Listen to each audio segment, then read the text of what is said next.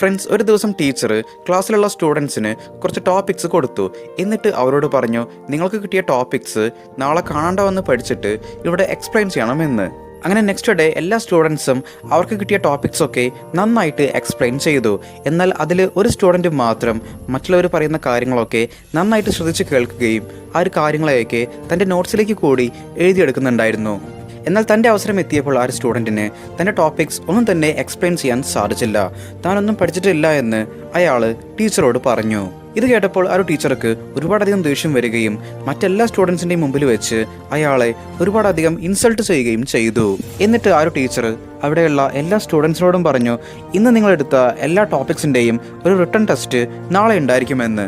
Next day എല്ലാ സ്റ്റുഡൻസും ആ ഒരു റിട്ടൺ ടെസ്റ്റ് എഴുതാൻ തുടങ്ങി. ഇന്നലെ ടീച്ചർ ചീത്ത പറഞ്ഞ ആ ഒരു സ്റ്റുഡൻറ്റ് വളരെ പെട്ടെന്ന് തന്നെ ആ ഒരു ടെസ്റ്റ് എഴുതി തീർത്ത് തൻ്റെ പേപ്പർ ടീച്ചറുടെ കയ്യിലേക്ക് കൊടുത്തു. ടീച്ചർ വളരെ പെട്ടെന്ന് തന്നെ ആ ഒരു ആൻസർ ഷീറ്റ് എക്സാമിൻ ചെയ്തു. സർപ്രൈസിംഗ്ലി ആ ഒരു സ്റ്റുഡൻറ്റിന് ഫുൾ മാർക്കും ഉണ്ടായിരുന്നു. ഇത് കണ്ടപ്പോൾ ആ ഒരു ടീച്ചർ വളരെയധികം ഷോക്കായി പോയി. എന്നിട്ട് ആ ഒരു പയ്യനോട് ചോദിച്ചു, നിനക്കിത് എങ്ങനെ സാധ്യമായി എന്ന്. അപ്പോൾ ആ ഒരു പയ്യൻ ആ ഒരു ടീച്ചറോട് പറഞ്ഞു, ടീച്ചർ, ഇന്നലെ എല്ലാ സ്റ്റുഡൻസും ഇവിടെ അവരുടെ ടോപ്പിക്സ് എക്സ്പ്ലെയിൻ ചെയ്യുമ്പോൾ ഞാൻ അതൊക്കെ വളരെ ശ്രദ്ധിച്ച് കേട്ടിരുന്നു. സോ ആ ഒരു കാര്യങ്ങളൊക്കെ ഇപ്പോഴും എൻ്റെ ഓർമ്മയിലുണ്ട് എന്ന്. ശേഷം വീണ്ടും ആ ഒരു ടീച്ചർ അവനോട് ചോദിച്ചു, നീ ഇന്നലെ എത്ര സമയം പഠിച്ചു എന്ന്. അപ്പോൾ ആ ഒരു പയ്യൻ പറഞ്ഞു 10 മിനിറ്റ് എന്ന്. പിന്നീട് ബാക്കിയുള്ള എല്ലാ സ്റ്റുഡൻസിൻ്റെയും പേപ്പർ നോക്കിയപ്പോൾ ആ ഒരു ടീച്ചർക്ക് മനസ്സിലാക്കാൻ സാധിച്ചു അവരൊക്കെ 3 മുതൽ 4 മണിക്കൂർ വരെ പഠിച്ചിട്ടുണ്ട് എന്ന്.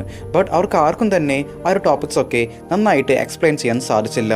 ആർക്കും ഈ ഒരു പയ്യൻ്റെ അത്ര മാർക്ക് സ്കോർ ചെയ്യാനും സാധിച്ചില്ല. ആക്ച്വലി ഇതാണ് സൈലൻസിൻ്റെ പവർ എന്നുള്ളത്.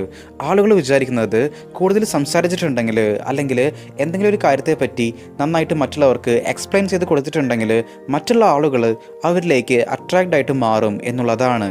എന്നാൽ ഇതിലൂടെ ഇവരുടെ ഒരുപാട് ടൈം ആൻഡ് എനർജി എന്നുള്ളത് വേസ്റ്റ് ആവുന്നു.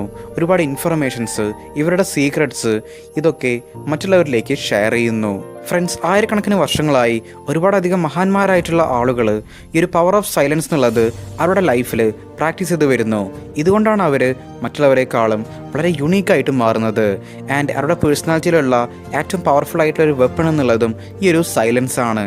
സോ ഇന്നത്തെ ഒരു വീഡിയോയിൽ ഞാൻ നിങ്ങളുമായിട്ട് ഷെയർ ചെയ്യാൻ പോകുന്നത് സൂസൻ കെയ്ൻ എഴുതിയ ക്വയറ്റ് എന്ന ബുക്കിലെ the power of silence use ചെയ്തുകൊണ്ട് എങ്ങനെ നമുക്ക് മറ്റുള്ളവരെ ഇൻഫ്ലുവൻസ് ചെയ്യാൻ സാധിക്കും ആൻഡ് സൈലൻസ് എങ്ങനെ നമ്മുടെ ലൈഫിൻ്റെ ഇംപ്രൂവ്മെൻറ്റ്സിന് സഹായിക്കുന്നു എന്നുള്ളതാണ്.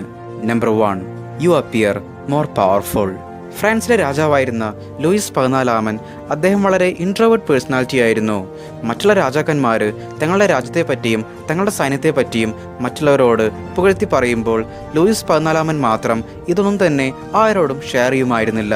ഇതുകൊണ്ട് തന്നെ ഇദ്ദേഹത്തിൻ്റെ പേഴ്സണാലിറ്റി എങ്ങനെയാണെന്നോ ഇദ്ദേഹത്തിൻ്റെ രാജ്യത്തിലെ സൈനിക ശക്തി എത്രത്തോളം ആണെന്നോ മറ്റാർക്കും മനസ്സിലാക്കാൻ സാധിച്ചിരുന്നില്ല. ഇതുകൊണ്ട് തന്നെ ലൂയിസ് 14 മറ്റെല്ലാ രാജാക്കന്മാർക്കും വളരെ പേടിയായിരുന്നു. ഫ്രാൻസ് കണ്ട എക്കാലത്തെയും ശക്തനായിട്ടുള്ള ഭരണാധികാരിയായിരുന്നു ലൂയിസ് 14. അദ്ദേഹത്തിൻ്റെ ആ ഒരു സൈലന്റ് നേച്ചറാണ് അദ്ദേഹത്തെ കൂടുതൽ പവർഫുൾ ആക്കി മാറ്റിയത്. ഇതുപോലെ സൈലൻസ് യൂസ് ചെയ്തുകൊണ്ട് നിങ്ങൾക്കും വളരെ പവർഫുൾ ആകാൻ സാധിക്കും. പവർഫുൾ ആയിട്ടുള്ളവർ വളരെ കുറച്ച് മാത്രമേ സംസാരിക്കുകയുള്ളൂ. കാരണം കൂടുതൽ സംസാരിക്കുകയാണെങ്കിൽ മറ്റുള്ളവർക്കിടയിൽ നിങ്ങളുടെ റെസ്പെക്റ്റ്, വാല്യൂ എന്നിവ കുറയാൻ ഇത് കാരണമാകും. എന്നാൽ നിങ്ങൾ പൊതുവെ സൈലൻ്റ് ആയിട്ടിരുന്ന് ആവശ്യത്തിന് മാത്രം സംസാരിക്കുന്ന ഒരാളാണെങ്കിൽ നിങ്ങൾ പറയുന്ന കാര്യങ്ങളെയൊക്കെ എല്ലാവരും വാല്യൂ ചെയ്യും. കാരണം മറ്റുള്ളവർക്കറിയാം നിങ്ങൾ അനാവശ്യമായിട്ട് അധികമൊന്നും സംസാരിക്കില്ല എന്ന്. ഇത്തരത്തിൽ നിങ്ങൾ വളരെ മിസ്റ്റീരിയസ് ആയിട്ട് മാറുകയാണെങ്കിൽ നിങ്ങളെക്കുറിച്ച് കൂടുതൽ കാര്യങ്ങൾ അറിയാൻ മറ്റുള്ളവർക്ക് ഒരു ക്യൂരിയോസിറ്റി ഉണ്ടായിരിക്കും. ആൻഡ് അവരെപ്പോഴും നിങ്ങളെയും നിങ്ങൾ പറയുന്ന കാര്യങ്ങളെയും വാല്യൂ ചെയ്യും. Number 2, people will love talking to you when you don't talk. ഒരിക്കൽ ഓതറായിട്ടുള്ള സൂസൻ ഒരു ഡിന്നർ പാർട്ടിക്ക് പോയിരുന്നു. അവിടെ വെച്ച് അവർ ഒരു സ്ട്രേഞ്ചറെ മീറ്റ് ചെയ്യാൻ ഇടയായി. ആ ഒരു സ്ട്രേഞ്ചർ സൂസനോട് ഒരുപാടധികം സംസാരിച്ചു. സൂസൻ ആകട്ടെ അവർ പറയുന്ന എല്ലാ കാര്യങ്ങളെയും നന്നായിട്ട് കേട്ടിരുന്നു. സൂസൻ അധികം ഒന്നും തന്നെ അവരോട് സംസാരിച്ചിട്ടുണ്ടായിരുന്നില്ല. അവർ പറയുന്ന കാര്യങ്ങൾ ജസ്റ്റ് കേൾക്കുക മാത്രമായിരുന്നു ചെയ്തിട്ടുണ്ടായിരുന്നത്. ബട്ട് ആ ഒരു പാർട്ടി കഴിഞ്ഞപ്പോൾ ആ ഒരു സ്ട്രേഞ്ചർ ആ ഒരു ഡിന്നർ ഹോസ്റ്റിനോട് പോയി പറഞ്ഞത് Susan is one of the best കോൺവെർസേഷണലിസ്റ്റ് എന്നുള്ളതായിരുന്നു. ഇവിടെ നമ്മൾ നോക്കുകയാണെങ്കിൽ സൂസൻ ജസ്റ്റ് അവർ പറയുന്ന കാര്യങ്ങളെ കേട്ടിരിക്കുക മാത്രമാണ് ചെയ്തത്. ഇതെന്നുള്ളത് നിങ്ങളുടെ ലൈഫിലും അപ്ലൈ ചെയ്യാം. അതായത് ആളുകൾ കൂടുതലായിട്ടും ആഗ്രഹിക്കുന്നത് അവർ പറയുന്ന കാര്യങ്ങളെ ആരെങ്കിലുമൊക്കെ ഒന്ന് കേൾക്കണം, അതിനെ മനസ്സിലാക്കണം എന്നുള്ളതാണ്. നിങ്ങളുടെ ഓപ്പോസിറ്റ് നിൽക്കുന്ന ആൾ പറയുന്ന കാര്യങ്ങൾ ചിലപ്പോൾ നിങ്ങൾക്ക് മനസ്സിലാകുന്നുണ്ടാവില്ല, അല്ലെങ്കിൽ ഒരുപാട് കറക്ഷൻസ് നിങ്ങൾക്ക് തോന്നും. ഇതുമല്ലെങ്കിൽ നിങ്ങൾക്ക് അയാളോട് സംസാരിക്കാൻ തോന്നും. ബട്ട് ഇതൊന്നും തന്നെ നിങ്ങൾ ചെയ്യാതെ ജസ്റ്റ് നിങ്ങളുടെ ഓപ്പോസിറ്റ് നിൽക്കുന്ന ആൾ പറയുന്ന കാര്യങ്ങൾ നിങ്ങൾ സൈലൻ്റ് ആയിട്ട് കേട്ട് നിൽക്കുകയാണെങ്കിൽ തന്നെ നിങ്ങളുമായിട്ടുള്ള ഒരു കോൺവെർസേഷൻ അയാൾക്ക് വളരെ എഫക്റ്റീവായിട്ട് ഫീൽ ചെയ്യും. ആൻഡ് നിങ്ങളുടെ പ്രസൻസിലായിരിക്കും അവർ ഏറ്റവും കൂടുതലായിട്ട് കോൺഫിഡൻ്റ് ആയിട്ട് ഫീൽ ചെയ്യുക. Number 3, silence makes you more creative. Albert Einstein എത്രത്തോളം ഇൻ്റലിജൻ്റ് ആയിട്ടുള്ള ഒരാളാണെന്ന് നമുക്ക് എല്ലാവർക്കും അറിയാം. ബട്ട് അദ്ദേഹം ഒരു ഇൻട്രോവേർട്ട് പേഴ്സൺ കൂടിയായിരുന്നു. കൂടുതൽ സമയം അദ്ദേഹം ഒറ്റയ്ക്കിരിക്കാനായിരുന്നു ഇഷ്ടപ്പെട്ടിട്ടുണ്ടായിരുന്നത്. ഐൻസ്റ്റീൻ പറയുന്നത് അദ്ദേഹത്തിൻ്റെ ക്രിയേറ്റീവ് മൈൻഡിനുള്ള റീസൺ എന്നുള്ളത് അദ്ദേഹം വളരെ ക്വയറ്റ് ആൻഡ് സൈലൻ്റ് ആയിട്ടുള്ള ലൈഫ് ജീവിക്കുന്നത് കൊണ്ടാണ് എന്നുള്ളതാണ്. ഐൻസ്റ്റീൻ്റെ വളരെ അണ്ടർ റേറ്റഡ് ആയിട്ടുള്ള ഒരു കോട്ടുണ്ട്: the monotony and solitude of a quiet life stimulates the creative mind. ഇതുകൊണ്ടാണ് ഓദർ സൂസൻ പറയുന്നത്, ആരൊക്കെയാണോ അവരുടെ ലൈഫിൽ സോളിറ്റ്യൂഡ് ആൻഡ് സൈലൻസ് പ്രാക്ടീസ് ചെയ്യാത്തത്, ആരൊക്കെയാണോ കൂടുതലായിട്ടും ഒരു കൂട്ടത്തോടൊപ്പം ചേർന്ന് വർക്ക് ചെയ്യാൻ ആഗ്രഹിക്കുന്നത്, അവരൊക്കെ അവരുടെ റെസ്പെക്റ്റീവ് വർക്കിൽ വളരെ എഫിഷ്യൻ്റ് തന്നെയായിരിക്കും. ബട്ട് അവരെപ്പോഴും ആ ഒരു ഗ്രൂപ്പിനുള്ളിൽ ലിമിറ്റഡ് ആയിട്ട് പോകും. മറ്റുള്ളവർ എന്താണോ ചെയ്യുന്നത് അതുപോലെ മാത്രമേ അവർക്കും ചെയ്യാൻ സാധിക്കുകയുള്ളൂ. സോ ഇതിലൂടെ അവർക്ക് ഒരിക്കലും അവരുടെ ആ ഒരു ഇൻഡിവിജ്വൽ ലിമിറ്റിനെ പുഷ് ചെയ്യാൻ സാധിക്കില്ല. എന്നാൽ സൈലൻസ് പ്രാക്ടീസ് ചെയ്യുന്നവർക്ക് അവർക്ക് നല്ല രീതിയിൽ ചിന്തിക്കാനുള്ള കഴിവുണ്ടായിരിക്കും. സോ അവരെപ്പോഴും വളരെ ക്രിയേറ്റീവ് ആൻഡ് ഇന്നോവേറ്റീവ് പേഴ്സണാലിറ്റീസ് ആയിരിക്കും. Number 4, you will learn to read people. Friends, ഒരാൾ നിങ്ങളോട് നന്നായിട്ട് സംസാരിക്കുമ്പോൾ എന്തായിരിക്കും നിങ്ങൾ ചെയ്യുക? അയാൾക്ക് എങ്ങനെ നല്ലൊരു റിപ്ലൈ കൊടുക്കാം, അയാളോട് എങ്ങനെ നന്നായിട്ട് സംസാരിക്കാം, ഇതായിരിക്കും നിങ്ങൾ ശ്രദ്ധിക്കുക. ബട്ട് നിങ്ങൾ സൈലൻ്റ് ആയിട്ട് ഇരിക്കുകയാണെങ്കിൽ നിങ്ങളുടെ ഓപ്പോസിറ്റ് നിൽക്കുന്ന ആളെ നിങ്ങൾക്ക് നന്നായിട്ട് ഒബ്സർവ് ചെയ്യാൻ സാധിക്കും. കാരണം ആ ഒരു സമയത്ത് നിങ്ങളുടെ മനസ്സിൽ അയാളോട് എന്ത് പറയണമെന്നുള്ള ഈ ഒരു തോട്ട് ഉണ്ടായിരിക്കില്ല. ജസ്റ്റ് നിങ്ങൾ അയാൾ പറയുന്ന കാര്യങ്ങളിലേക്ക് മാത്രമായിരിക്കും ശ്രദ്ധിക്കുക. സോ ഇതിലൂടെ അയാളുടെ ഫേഷ്യൽ എക്സ്പ്രഷൻ, ബോഡി ലാംഗ്വേജ് ഇതൊക്കെ നോക്കിക്കൊണ്ട് അയാൾ പറയുന്ന കാര്യങ്ങൾ ശരിയാണോ തെറ്റാണോ എന്ന് നിങ്ങൾക്ക് മനസ്സിലാക്കാൻ സാധിക്കും. ആൻഡ് ആളുകൾക്ക് പെട്ടെന്ന് നിങ്ങളെ ചീറ്റ് ചെയ്യാൻ സാധിക്കില്ല. Number 5, once the words are how you can take them back. Friends, പല കാര്യങ്ങളും നമ്മൾ പറഞ്ഞതിന് ശേഷമായിരിക്കും ചിന്തിക്കുക, അങ്ങനെയൊന്നും പറയണ്ടായിരുന്നു, സംസാരിക്കണ്ടായിരുന്നു എന്ന്. നമ്മൾ കേട്ടിട്ടില്ലേ, വാവിട്ട വാക്കും കൈവിട്ട ആയുധവും തിരിച്ചെടുക്കാൻ സാധിക്കില്ല എന്ന്. സോ സൈലൻസ് പ്രാക്ടീസ് ചെയ്യുന്നതിലൂടെ നമുക്ക് സെൽഫ് കൺട്രോളും മാസ്റ്റർ ചെയ്യാൻ സാധിക്കും. ഇപ്പം നിങ്ങളോട് ഒരാൾ വളരെ ഷൗട്ട് ചെയ്ത് സംസാരിക്കുമ്പോൾ നിങ്ങളും അതേ രീതിയിൽ സംസാരിക്കുകയാണെങ്കിൽ എന്തായിരിക്കും സംഭവിക്കുക? കാര്യങ്ങൾ കൂടുതൽ കോംപ്ലിക്കേറ്റഡ് ആയിട്ട് മാറും അല്ലേ?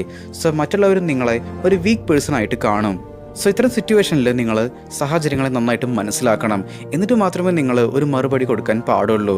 നിങ്ങൾ മറുപടി കൊടുക്കുമ്പോൾ അത് എങ്ങനെയായിരിക്കണമെന്ന് വെച്ചാൽ നിങ്ങൾ പറയുന്ന കാര്യങ്ങളിലൂടെ നിങ്ങളുടെ ഓപ്പോസിറ്റ് നിൽക്കുന്ന ആൾക്ക് മനസ്സിലാക്കാൻ സാധിക്കണം അയാളുടെ തെറ്റ് എന്താണ് എന്നുള്ളത്. ബട്ട് എന്നിട്ടും അയാൾ നിങ്ങളോട് വളരെ മോശമായിട്ട് സംസാരിക്കുകയാണെങ്കിൽ പിന്നെ നിങ്ങളൊന്നും തന്നെ അയാളോട് പറയാൻ പോകരുത്. നിങ്ങൾ അയാളെ കംപ്ലീറ്റ്ലി നിങ്ങളുടെ ലൈഫിൽ നിന്ന് കട്ടാക്കണം. Number 6, safety from enemies attack. Friends, പല ആളുകളും നിങ്ങളുടെ ലൈഫിൽ നിങ്ങളുടെ ഫോൾട്ടുകൾ എന്തൊക്കെയാണെന്ന് കണ്ടെത്തി മനഃപൂർവ്വം നിങ്ങളെ തളർത്താൻ നോക്കുന്നവരായിരിക്കും. ബട്ട് നിങ്ങൾ സൈലൻസ് പ്രാക്ടീസ് ചെയ്യുന്നതിലൂടെ നിങ്ങളുടെ ലൈഫിൽ ഇപ്പോൾ എന്താണ് സംഭവിക്കുന്നത്, നിങ്ങളിപ്പോൾ എന്താണ് ചെയ്തുകൊണ്ടിരിക്കുന്നത്, ഇതൊന്നും തന്നെ ആർക്കും മനസ്സിലാക്കാൻ സാധിക്കില്ല. മറ്റുള്ളവർക്ക് നിങ്ങളെപ്പോഴും ഒരു മിസ്റ്റീരിയസ് പേഴ്സൺ ആയിരിക്കും. ഇനിയിപ്പോൾ നിങ്ങൾക്ക് എനിമീസ് ആരും ഇല്ലെങ്കിലും ഇന്നത്തെ ഈ ഒരു ലോകത്തിലുള്ള ആളുകൾ എന്നുള്ളത് മറ്റൊരാളെ താഴേക്ക് തള്ളിയിട്ട് അവർ മുന്നോട്ട് പോകണമെന്ന് വിചാരിക്കുന്നവരാണ്. സോ ഇങ്ങനെയുള്ള ഈ ഒരു ടൈമിൽ നിങ്ങളുടെ പ്ലാൻസ്, ഐഡിയാസ് ഇതൊക്കെ മറ്റുള്ളവരിൽ നിന്ന് ഹൈഡ് ചെയ്യുകയാണ് എന്തുകൊണ്ടും നല്ലത്. ഫ്രണ്ട്സ്, ഇന്നത്തെ കാലത്ത് ഫിസിക്കൽ ഫൈറ്റ് വളരെ കുറവാണ്. എന്നാൽ ഇന്ന് കൂടുതലായിട്ടും ഉള്ളത് മെൻ്റൽ ഫൈറ്റാണ്. സോ ഇവിടെ നിങ്ങളെ പ്രൊട്ടക്റ്റ് ചെയ്യുന്ന വളരെ പവർഫുൾ ആയിട്ടുള്ള ഒരു വെപ്പണാണ് സൈലൻസ് എന്നുള്ളത്. Number 7, psychological liberation. സൈലൻസ് എന്നുള്ളത് അത് പ്രൊഫഷണൽ സക്സസിനും മാത്രമല്ല മെൻ്റൽ ക്ലാരിറ്റിക്കും വളരെ ഇമ്പോർട്ടൻ്റ് ആണ്. ഇന്നത്തെ കാലത്ത് നമ്മളുടെ ബ്രെയിൻ എന്നുള്ളത് ഇൻഫർമേഷൻ കൊണ്ട് ഓവർലോഡഡ് ആണ്. അതുകൊണ്ട് തന്നെ നമുക്ക് ക്ലിയർ ആയിട്ട് ചിന്തിക്കാൻ സാധിക്കുന്നില്ല. സോ നമ്മളുടെ ഇമോഷൻസ് ആൻഡ് ഹാബിറ്റ്സ് ഇതിനെ ബേസ് ചെയ്തിട്ട് തെറ്റായിട്ടുള്ള ഡിസിഷൻസ് നമ്മുടെ ലൈഫിൽ എടുക്കുന്നു. ഹാർഡ്വേർഡ് ബിസിനസ് സ്കൂൾ നടത്തിയ സ്റ്റഡിയിൽ അവർക്ക് കണ്ടെത്താൻ സാധിച്ചത് നമ്മൾ ഡെയിലി 10 മിനിറ്റ് മെഡിറ്റേറ്റ് ചെയ്യുകയാണെങ്കിൽ ഇത് നമ്മളുടെ ഡിസിഷൻ മേക്കിംഗ് എബിലിറ്റിയെ ഇമ്പ്രൂവ് ചെയ്യുമെന്നുള്ളതാണ്. സോ നിങ്ങളുടെ ലൈഫിൽ നിങ്ങൾ വളരെ സ്ട്രെസ്ഫുൾ ആയിട്ട് ഫീൽ ചെയ്യുമ്പോൾ ആ ഒരു ടൈമിൽ നിങ്ങളുടെ സ്മാർട്ട് ഫോൺ അല്ലെങ്കിൽ മറ്റ് എക്സൈറ്റിംഗ് ആയിട്ടുള്ള കാര്യങ്ങളിൽ നിങ്ങൾ എൻഗേജ്ഡ് ആയിട്ട് മാറാതെ കുറച്ച് സമയം മെഡിറ്റേറ്റ് ചെയ്യുക. ഇനി ഇതിന് നിങ്ങൾക്ക് സാധിക്കുന്നില്ലെങ്കിൽ നിങ്ങൾ കുറച്ച് സമയം മറ്റെല്ലാ ഡിസ്ട്രാക്ഷൻസിനെയും മാറ്റി വെച്ചുകൊണ്ട് സൈലൻ്റ് ആയിട്ടിരിക്കുക. ഇതിലൂടെ നിങ്ങളുടെ മൈൻഡ് വളരെയധികം റിലാക്സ്ഡ് ആയിട്ട് മാറുകയും നിങ്ങൾക്ക് ബെറ്റർ ഡിസിഷൻസ് നിങ്ങളുടെ ലൈഫിൽ എടുക്കാനും സാധിക്കും. ഓക്കെ ഫ്രണ്ട്സ്, അപ്പോൾ നമ്മൾ ഇത്രയും പറഞ്ഞുകൊണ്ട് ഇന്നത്തെ ഒരു വീഡിയോ ഇവിടെ വൈൻഡപ്പ് ചെയ്യുകയാണ്. Stay strong, stay positive, stay motive.